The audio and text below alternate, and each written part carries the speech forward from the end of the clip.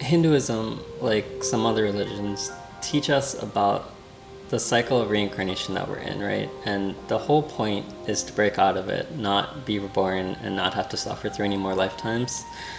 And throughout my journey of like learning more about our culture and everything, I was struggling with the idea of having kids, because like growing up I always wanted to, get married, have kids, have that whole life.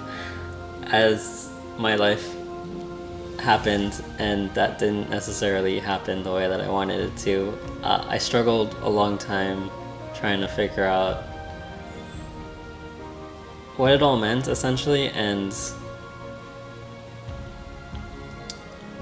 one of the things, like, as I was learning more about Vedanta and everything,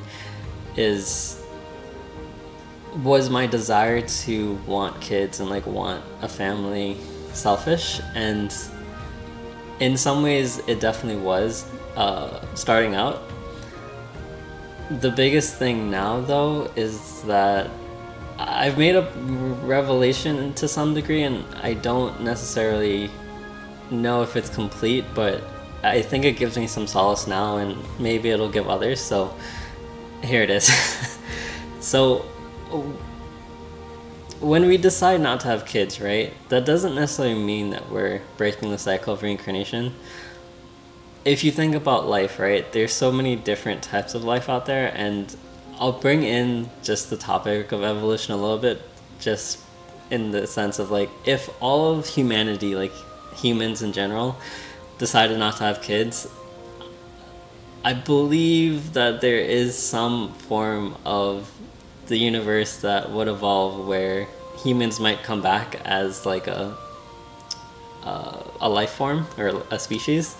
And getting all of us to decide to not have kids is a pretty big task and probably out of scope for like this conversation. But the whole thing, right, if you're going to give birth, right, you're kind of giving others the opportunity to have a better life. And the whole idea of reincarnation and the human life specifically is that this is the last step before you can go beyond and like break the cycle of reincarnation, merge into the pure consciousness and Bhagavan, and just go into whatever that next stage is, or like the ultimate unmanifest is. And the idea is that by giving others the opportunity to come into this world, you're giving them this opportunity to take this human life and achieve that next step.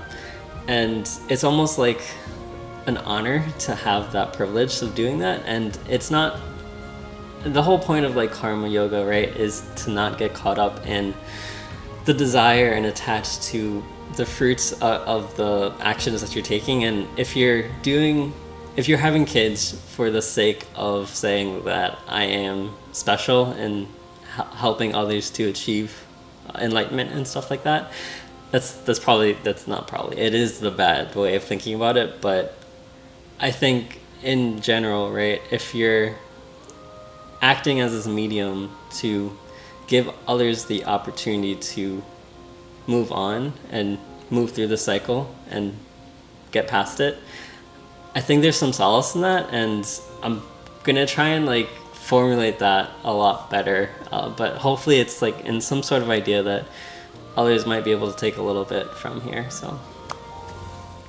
we'll see.